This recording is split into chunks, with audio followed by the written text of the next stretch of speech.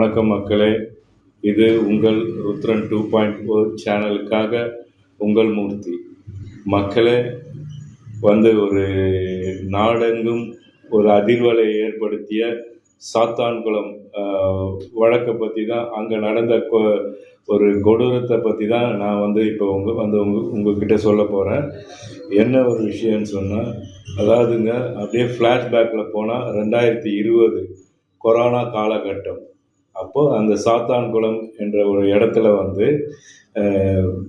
பெனிக்ஸ் என்பவர் ஒரு மொபைல் கடை வச்சிட்ருக்கிறாரு. பெனிக்ஸுடைய அப்பா தான் ஜெயராஜ் என்பவர். அவர் ஒரு வயதானவர், ஒரு 55-60 வயசு உடைய ஒரு வயசானவர்னே சொல்லலாம். அவர் அன்னைக்குன்னு பார்த்து அவர் கடையில் இருக்கார். மகன் வெளியே போயிருக்காரு. இந்த கொரோனா டைமில் ஒரு சொல்லனாத லாக்டவுன், அதாவது லாக்டவுன் பீரியடில் டைமுக்கு கடை போட்டணும் அப்படின்ற ஒரு சட்டம் போட்டாங்க. போலீஸ்காரங்களாம் என்ன பண்ணுறாங்க, ஒரு டைமுக்கு கடையை மூடணுன்ட்டு ஒரு கட்டளை பிறப்பிக்கிறாங்க. ஸோ எல்லா வியாபாரிகளையும் 8 மணிக்கெலாம் கடையை மூடணுன்ட்டு ஒரு கண்டிஷன் போடுறாங்க. அதில் பார்த்தீங்கன்னா, இந்த சாத்தான்குளத்தில் அன்றைக்குன்னு பார்த்து, அதாவது அப்பா ஜெயராஜ் தான் அந்த கடையில் மொபைல் ஷாப்பில் இருக்கார். அவர்கிட்ட சொல்கிறாங்க, கடையை மூடு, இன்னும் இந்நேரத்துக்கு திறந்து வச்சுருக்கேன்னு சொல்லிட்டு. அப்போ அவர் என் பையன் தான் இந்த கடையை பார்த்துக்கிறான், அவன் இப்போ வெளியே போயிருக்கான், அவன் வந்ததும் நாங்கள் கடையை போட்டுறோம் அப்படின்னு சொல்லியிருக்காங்க.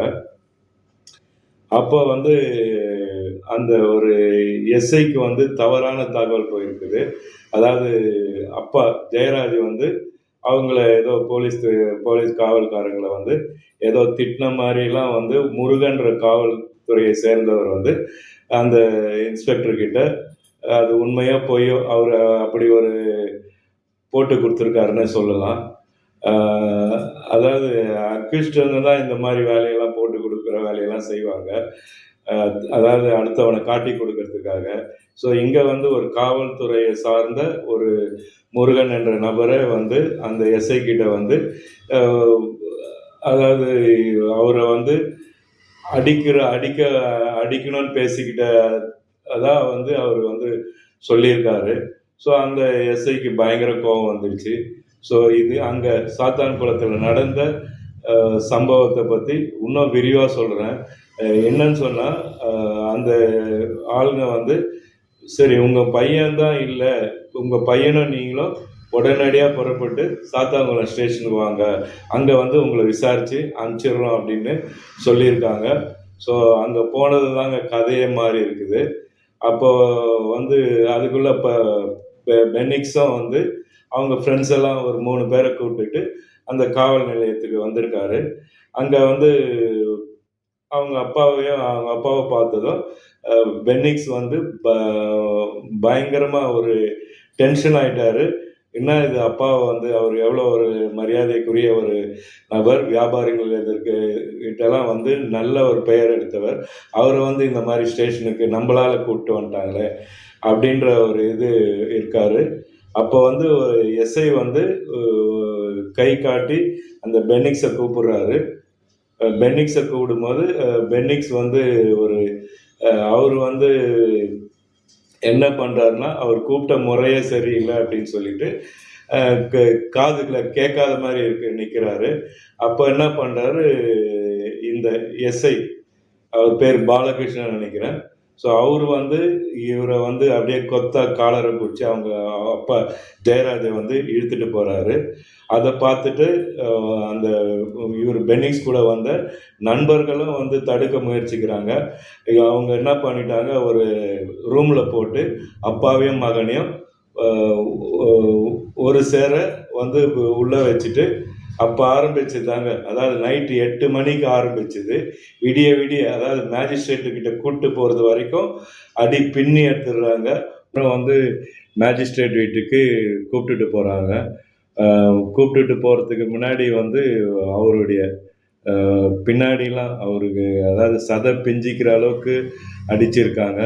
அதனுடைய வீடியோலாம் கூட எடுத்திருக்காங்க எல்லா பத்திரிகையாளர்களும். எல்லா பத்திரிகையாளர் குறிப்பாக நம்ம நக்கீரன் வந்து ஒரு எக்ஸ்க்ளூசிவ் வந்து இஷ்யூவை எடுத்துகிட்டு வந்தது. அது மட்டும் இல்லைங்க, அதாவது இப்போ போஸ்ட்மார்ட்டத்தையே வீடியோ எடுத்து அதை வெளியிட்டாங்க. அதுக்கு வந்து நக்கீரன் கோபால் அண்ணன் வந்து ஒரு வீடியோ கூட போட்டிருப்பாரு. அதாவது அவருக்கு வந்து நிறைய நிர்பந்தங்கள், இதை எப்படி நீ போட போச்சு அப்படின்னு சொல்லிட்டு. ஆனால் அந்த ஒரு வீடியோ நக்கீரனில் வந்த இதுதான் வந்து ஒரு பெரிய சாட்சியமாக விளங்கிச்சு. நக்கீரன் கோபாலை பற்றியும் தெரியும். ஸோ அவர் வந்து இந்த விஷயத்த சொல்லியிருக்காரு. அதில் வந்து குறிப்பாக இன்னும் சொல்கிற விஷயம், அதாவது மேஜிஸ்ட்ரேட்டுக்கிட்ட எடுத்துகிட்டு போனதும் கொரோனா காலகட்டத்தினால ஒரு டிஸ்டன்ஸ் கீப்பப் பண்ணுவாங்க. மேஜிஸ்ட்ரேட்டாக இருந்தாலும் சரி, யாராக இருந்தாலும் சரி. அதாவது அக்யூஸ்டை கூட அவங்க பார்க்காமையே வீடியோ காலில் பார்த்துட்டு தான் அந்த பென்னிக்ஸ்க்கும் ஜெயராஜுக்கும் ரிமாண்டுன்ற விஷயத்தையே சொன்னாங்க. அப்போ குறிப்பாக அவங்க தாயார், பெனிக்ஸுடைய தாயார்கிட்ட வந்து சொல்லியிருக்காங்க. ஸோ அவங்க வந்து அதுக்கப்புறம் வந்து ஒரு வாக்குமூலத்தில் வந்து அவங்கக்கிட்ட கெஞ்சி, அதாவது அந்த ரூமில் போட்டு அடிக்கும் போது கெஞ்சி கதறி இருக்காங்க. ஐயா எங்களை விட்டுருங்க ஐயா, என் பையனையும் கணவரையும் விட்டுருங்க, நாங்கள் இதை பற்றி எங்கேயும் வெளியே சொல்ல மாட்டோம், எதுவுமே பேச மாட்டோம் அப்படின்னு சொல்லிட்டு. அப்போ அங்கே இருக்கிற சில பேர் வந்து அந்த கரைப்படைந்த ஆடைகளை வந்து ஃபோட்டோ எடுத்துக்க சொல்லியிருக்காங்க.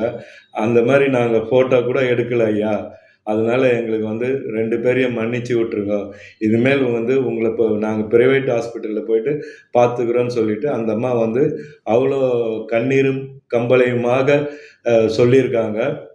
அப்போ கூட வந்து செவி சாய்க்கல காவல்துறை. குறிப்பாக இதை வந்து முன்ன நின்று நடத்துது யாருன்னா ஆய்வாளர் ஸ்ரீதர் என்பவர். அவரு கூட வந்து நான் இல்லை, அந்த ஸ்பாட்ல இல்லைன்னு வந்து சொல்லியிருக்காரு. ஸோ அன்எக்ஸ்பெக்டட் ஒரு ஒரு டிரைவர் வந்து அவருக்கு அகேன்ஸ்டாக சாட்சி சொல்லியிருக்கான்.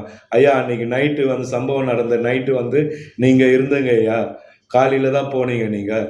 ஸோ அது வரைக்கும் வந்து நடந்த கொடுமையை நான் கண்ணால் பார்த்தேன்னு சொல்லிட்டு அவரையும் ஒரு சாட்சியாக சேர்த்துருக்காங்க. இதை விட வந்து நம்ம ஒரு புண்ணியவதினே சொல்லலாம். ரேவதி என்ற காவல்துறையை சேர்ந்த பெண் காவலர் வந்து இந்த கொடுமையெல்லாம் பார்த்துட்டு தாங்க முடியாமல் வந்து வாக்குமூலம் கொடுத்துருக்காங்க. என்ன வாக்குமூலம்னா, அவங்க டேபிளில் வச்சு அடித்த இடத்துல கரை கூட இன்னும் போயிருக்காது, அதை இம்மிடியேட்டாக சீஸ் பண்ணுங்க, அதை எடுத்துகிட்டு வாங்க, அந்த லட்டிங்களெல்லாம் எடுத்துகிட்டு வாங்க, அப்போ தான் உங்களுக்கு விளங்கும், எல்லா விஷயமும் புரியும் அப்படின்னு சொல்லிட்டு வாக்குமூலம் கொடுத்துருக்காங்க. பேருக்கு இப்போதைக்கு வந்து ஆயுள் தண்டனை என்று தான் வந்து பேசப்படுது. ஆனால் அதுக்கு மீறியும் தண்டனை கொடுக்கணும். அந்த போஸ்ட்மார்ட்டம் ரிப்போர்ட்டை பார்த்துட்டு இவருக்கு வந்து மூச்சு திணறல்ல தான் அந்த பென்னிக்ஸ் இறந்தாருன்னு சொல்கிறாங்க. அதாவது பென்னிக்ஸ் வந்து முந்தின நாள் இறக்குறாரு. ஜெயராஜ் வந்து அந்த அதிர்ச்சியிலே கேள்விப்பட்டு விடிய காலையில் ஒரு 4 மணிக்கு இறக்குறாரு. ஸோ இந்த மாதிரி அடுத்தடுத்து இந்த சாத்தான் குளம் தந்தை மகன் கொலைன்னு தான் சொல்லுவாங்க. அது வந்து ஊர்ஜிதமாக இருக்குதுன்னு சொல்லி தான் நீதிபதியும் தீர்ப்பு சொல்லியிருக்காங்க. என்னென்ன தீர்ப்பின் விவரங்கள் 30ஆம் தேதி சொல்லுவேன் அப்படின்னு இருக்காங்க. ஸோ அதுக்கப்புறம் அந்த தீர்ப்பின் விவரத்தை பார்த்துட்டு இன்னும் நாங்கள் வந்து மேலே பேசும் வரை உங்களிடமிருந்து வருத்தத்துடன் விடைபெறுவது அன்புடன் உங்கள் மூர்த்தி.